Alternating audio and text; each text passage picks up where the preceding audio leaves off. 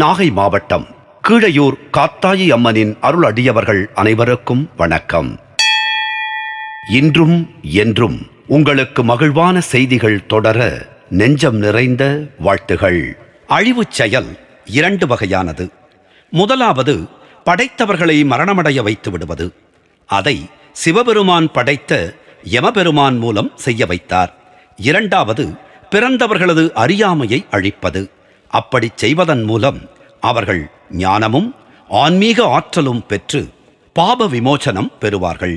அப்படிப்பட்ட செயல்களை செய்ய சிவன் மற்றும் பார்வதி தமது சக்திகளில் இருந்து பல தெய்வங்களை தோன்ற வைத்தார்கள். அவர்களில் அசுரர்களை அழிக்கும் யுத்த தேவதைகளும் இருந்தார்கள்.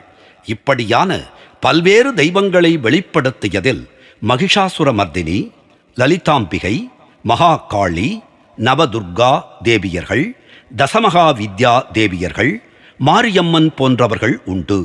அந்த தெய்வங்களில் சிலர் பிற்காலத்தில் குலதெய்வங்களாக மாறினார்கள்.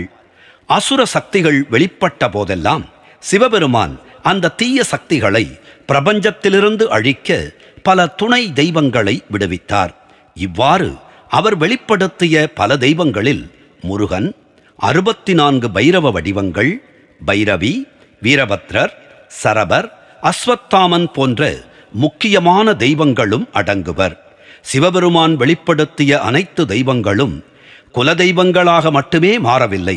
சிலர் குலதெய்வங்களாகவும் இருந்தார்கள். மக்களின் அறியாமையை விலக்கி ஞானம் தரும் தெய்வங்களாகவும் இருந்தார்கள். அவர்கள் பல்வேறு வெளிப்பாடுகளில் காணப்படும் முருகன், தக்ஷணாமூர்த்தி, பைரவர் போன்றவர்கள் ஆவார்கள். சிவபெருமான் படைத்த முக்கியமான ஒரு தெய்வம் வைத்தீஸ்வர சுவாமி ஆகும். வைத்தீஸ்வரர் அவரை குலதெய்வமாக ஏற்றவர்களுக்கு மட்டும் அல்ல, எவருக்கு தமது குலதெய்வம் தெரியவில்லையோ அவர்களுக்கும் குலதெய்வமாக விளங்குபவர் வைத்தீஸ்வரர் ஆவார். நாகை மாவட்டம் கீழையூர் காத்தாயி அம்மனின் திருப்பாதங்களை வணங்குவோம். அவள் அணைப்பில் இருக்கும் குழந்தையாய் நாமும் இருப்போம். நாகை மாவட்டம் கீழையூர் காத்தாயி அம்மன் நம்மை காத்து அருளுவாள்.